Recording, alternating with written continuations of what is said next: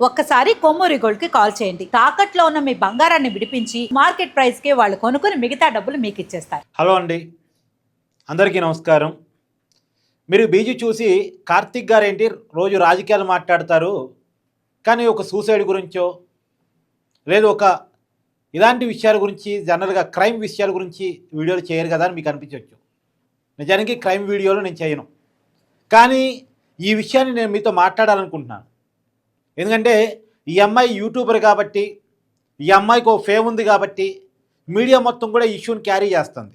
Love fail అయ్యి అమ్మాయి చనిపోయింది, ఆ అమ్మాయి చనిపోవడానికి పలానా యువకుడి కారణం, ఆ పలానా యువకుడి పేరు కూడా అఖిల్ కారణం అనేది పెద్ద ఎత్తున పొద్దు నుంచి శాటిలైట్ మీడియా నుంచి డిజిటల్ మీడియా వరకు, డిజిటల్ మీడియాకి అయితే పొద్దున్న లేస్తే ఇదే పని నడిపిస్తూ ఉన్నారు కథనాలు.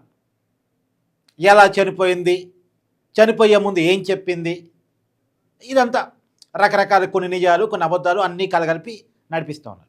సరే, ఏదేమైనా మనం మాట్లాడుకోవాల్సింది ఏంటంటే చనిపోవటం దురదృష్టకరం, ఆ కుటుంబానికి తీరని లోటు. కానీ నాకు అర్థం కాని ఏంటంటే, ఇప్పుడు ఈ అమ్మాయి ఆ అబ్బాయిని ప్రేమించింది, ఆ ప్రేమలో ఏదో పొరపాటు జరిగింది. ఆ పొరపాటుకి ఆ అమ్మాయి కారణం కావచ్చు, ఆ అబ్బాయి కారణం కావచ్చు. ఎవరి వర్షన్స్ వాళ్ళకుంటాయి. ఇద్దరూ ప్రేమలో పడ్డారు, ఇద్దరి మధ్య మనస్పర్ధలు వచ్చాయి. ఆ మనస్పర్ధలకి కారణాలు ఏవైనా ఉండి ఉండొచ్చు. మనం వెళ్ళి ఆ 4 గోడల మధ్య చూడలేదుగా. ఆ రెండు మనసుల్లోకి జోరి మనమేమి వాస్తవాలు తెలుసుకోలేం కదా. కాకపోతే ఒక అమ్మాయి చనిపోయింది కాబట్టి మనం బాధను వ్యక్తం చేస్తూనే ఎందుకు చనిపోవాలి, అసలు చనిపోవాల్సిన అవసరం ఏంటి? ఇప్పుడు మన ఎక్కువగా ప్రేమించేది మన అమ్మ నాన్న. ఒక అమ్మ 9 నెలలు మోసి కంటది ఒక బిడ్డని, ఎవరికి తెలియంది కాదు. ఆ 9 నెలలు ఆ అమ్మ పడే నరకం మామూలుగా ఉండదు. కానీ అది నరకంగా ఏ అమ్మ భావించదు.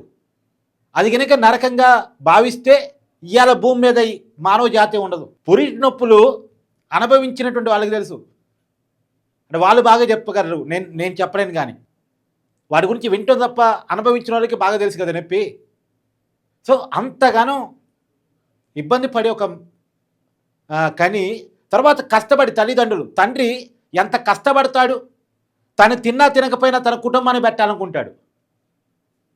మొత్తానికి కష్టపడి పిల్లల్ని పెంచుతారు, చదివిస్తారు. ఇప్పుడు ఈ అమ్మాయి చదువుకుంటుంది, ఇంజనీరింగ్ అని కొంతమంది అంటారు, ఎంబీఏ అని కొంతమంది అంటారు, నాకు తెలీదు. నేను ఇంత డెప్త్లోకి ఈ విషయంలో వెళ్ళాలని అనుకోవట్లేదు అసలు. కానీ ఒక విషయాన్ని నేను చెప్పదలుచుకున్నాను, ప్రేమ పేరుతో చనిపోయేటువంటి వాళ్ళకి చెప్పదలుచుకున్నాను. మీకోసం కష్టపడి మిమ్మల్ని ఈ భూమి మీద పెట్టినటువంటి తల్లిదండ్రులు మిమ్మల్ని అంతకన్నా ప్రేమించే వాళ్ళు ఉండరు. వాళ్ళు చనిపోతున్నప్పుడు వాళ్ళు లేకుండా నేను ఉండలేనని వాళ్ళతో పాటు మీరు చనిపోరు ఎందుకు? నా రోజు ఏడుస్తారు, 5వ రోజు మర్చిపోతారు. తల్లిదండ్రులు చనిపోతేనే చనిపోరు, ఎవరో ఒక అబ్బాయి ప్రేమ కోసం చచ్చిపోతారా? ఒకవేళ ఆ అబ్బాయే తప్పనుకోండి, ప్రేమించినప్పుడే మోసం చేశాడు, పెళ్లి చేసుకుంటే మోసం చేయడానికి గ్యారెంటీ ఏంది? ఆ అబ్బాయి కోసం నువ్వు చచ్చిపోయింది, నీకు జీవితం లేదా? నిన్న అబ్బాయి కోసం కన్నారా మీ అమ్మ నాన్న?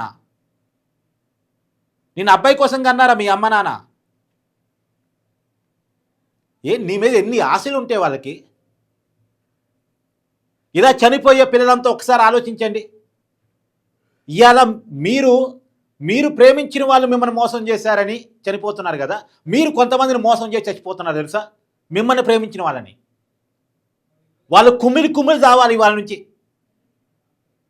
ఎవరో నా మిత్రుడు ఒక వీడియో చూపించాడు, కోమలి వాళ్ళ తల్లి కింద పడి ఏడుస్తుంది. ఏమ్మా, నీ ప్రేమ నిన్ను మోసం చేసిందో, నువ్వు చనిపోయావు, కానీ నిన్ను ప్రేమించిన ప్రేమ నువ్వు మోసం చేశావు. మరి దానికి ఏం సమాధానం చెప్తావు? సమాధానం అడుగుదాం అంటే నువ్వు లేకుండా పోతివి. మీ అమ్మ కంటే నువ్వు ప్రేమించిన ప్రేమ గొప్పదా? ఎన్నాళ్ళమ్మ నీ ప్రేమ పుట్టి? నెలలు అవుతుందో, సంవత్సరాలు అవుతుందా? కానీ నువ్వు పుట్టక ముందు నుంచి పుట్టిందమ్మ నీ తల్లి ప్రేమ నీ మీద. నువ్వు కడుపులో పడ్డప్పటి నుంచి పుట్టింది నీ మీద ప్రేమ మీ అమ్మకి. ఆ ప్రేమతో పోలిస్తే నీ ప్రేమ ఎంత చెప్పు? ఎంత? కాలి గోటికి పనికొచ్చిద్దా? ప్రేమ పేరుతో కొన్ని మాటలు మనం అనలేం, చనిపోయిన వాళ్ళని అలసడాలేం. కానీ ఇలా చనిపోదాం అనుకున్న ఒక్కసారి కామన్ సెన్స్ పెట్టి ఆలోచించండి. మీ భావోద్వేగాలను పక్కన పెట్టి, మీ ఆలోచనలను పక్కన పెట్టి, మీరు ప్రేమించిన ప్రేమనే కాదు, మిమ్మల్ని ప్రేమిస్తున్న ప్రేమల గురించి ఆలోచించండి. మిమ్మల్ని కన్న ప్రేమల గురించి ఆలోచించండి. మీకోసం మీ వాళ్ళు పడ్డ కష్టం గురించి ఆలోచించండి. వాళ్ళ ఆశల గురించి ఆలోచించండి. వాళ్ళ ఆశయాల గురించి ఆలోచించండి. ప్రతి పేరెంట్ కూడా బిడ్డ మీద కొన్ని ఆశలు ఉంటాయి, ఆశయాలు ఉంటాయి. నా బిడ్డ కలెక్టర్ కావాలి, నా బిడ్డ డాక్టర్ కావాలి, నా బిడ్డ ఇంజనీర్ కావాలి, నా బిడ్డ ఒక స్థాయిలో ఉండాలి, నేను కారం అన్నం తిన్నా పర్లేదు, నా బిడ్డలు తిండికి ఇబ్బంది పడే పరిస్థితులు ఏ రోజు ఉండకూడదు. ఇది అమ్మ నాన్న కోరుకుంటారు, ఇది అమ్మ నాన్న ఆశిస్తారు. వాళ్ళ ఆశయం నిన్ను ఉన్నత స్థాయిలో చూడటం. పలానోడి తండ్రిని నేను, పలానా అమ్మాయి తండ్రిని నేను, లేదా పలానా అమ్మాయి తల్లిని నేను అని ఏ తల్లి అయినా ఏ తండ్రి అయినా చెప్పుకోవాలనుకుంటాడు. అవన్నీ వదిలేసి ఎవడో ఒక అబ్బాయి కోసం చనిపోవటం, అబ్బాయి మోసం చేశాడని గగ్గోరు పెట్టడం, ఇప్పుడు మాటలతోటి నిజాలు కొన్ని అబద్ధాలు కొన్ని పెట్టి మళ్ళీ అబ్బాయిని కూడా మనం మానసికంగా చంపాలి. సరే, అబ్బాయి తప్పు ఉండుంటే అది చట్టపరంగా చట్టం చూసుకుంటుంది, అది ఓకే, నేను కాదన్ను. చట్టపరంగా నడవాల్సిన వ్యవహారాలు చట్టపరంగా నడవాల్సిందే. కానీ నేను చెప్పేది ఏంటంటే, దీని నుంచి ఎవరికి వాళ్ళు చేర్చుకోవాల్సిందంటే, మిమ్మల్ని కన్న తల్లిదండ్రుల కంటే మీ ప్రేమ గొప్పది కాదు. మిమ్మల్ని ప్రేమించే ప్రేమల కంటే మీ ప్రేమ అసలే గొప్పది కాదు. మీ ప్రేమ కోసం మిమ్మల్ని ప్రేమించే వాళ్ళని ఏడిపించటం భావ్యం కాదు. ఒక్కసారి ఆలోచించండి. అది కోమలైనా ఆలోచించాల్సిందే. మన గ్రామాల్లో రెగ్యులర్గా మనం వింటున్నటువంటి సమస్యలు కాబట్టి దీని మీద నేను వీడియో చేస్తున్నాను. ఇంకొక యువకుడు లేదా ఇంకొక యువతి ప్రేమ పేరుతో నన్ను పలానా అబ్బాయి మోసం చేశాడనో పలానా అమ్మాయి మోసం చేస్తుందనో చనిపోకూడదని ఈ వీడియో చేస్తున్నాను. బుర్ర పెట్టి ఆలోచించండి, బుద్ధి పెట్టి ఆలోచించండి. మన చదువులు ఎట్టాగు చెప్పలేకపోతున్నాయి. నిజమేంటి, అబద్ధం ఏంటి, జ్ఞానం ఏంటి, విజ్ఞానం ఏంటి, ఎలా ఆలోచించాలి, సమస్యను ఎలా ఎదుర్కోవాలో మన చదువులు చెప్పలేకపోతున్నాయి. అది బాధ. అందుకనే కనీసం మాలాంటి వాళ్ళం చెప్పే ప్రయత్నం చేస్తున్నాం. దీన్ని వినండి, నేర్చుకోండి. దయచేసి చనిపోయే ముందు ఒక 5 నిమిషాలు మీరు ప్రేమించిన ప్రేమను ఒక్కసారి పక్కన పెట్టి మిమ్మల్ని ప్రేమించే ప్రేమల గురించి ఒక పుస్తకం మీద ఒక పేపర్ మీద రాసుకోండి. మీరు చనిపోయే ముందు లెటర్ రాస్తారుగా, పలానోడు నన్ను ఇలా మోసం చేశాడు, అలా మోసం చేశాడు, అప్పుడు ఈ మాట చెప్పాడు, ఇప్పుడు ఇలా అంటున్నాడు అని రాస్తారు కదా.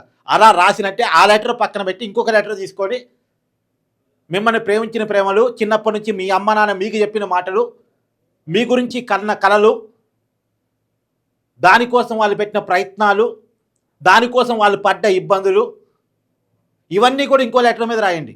అప్పుడు ఈ 2 లెటర్లు మీరే చదువుకోండి. ముందు రాసిన లెటరు, తర్వాత రాసిన లెటరు.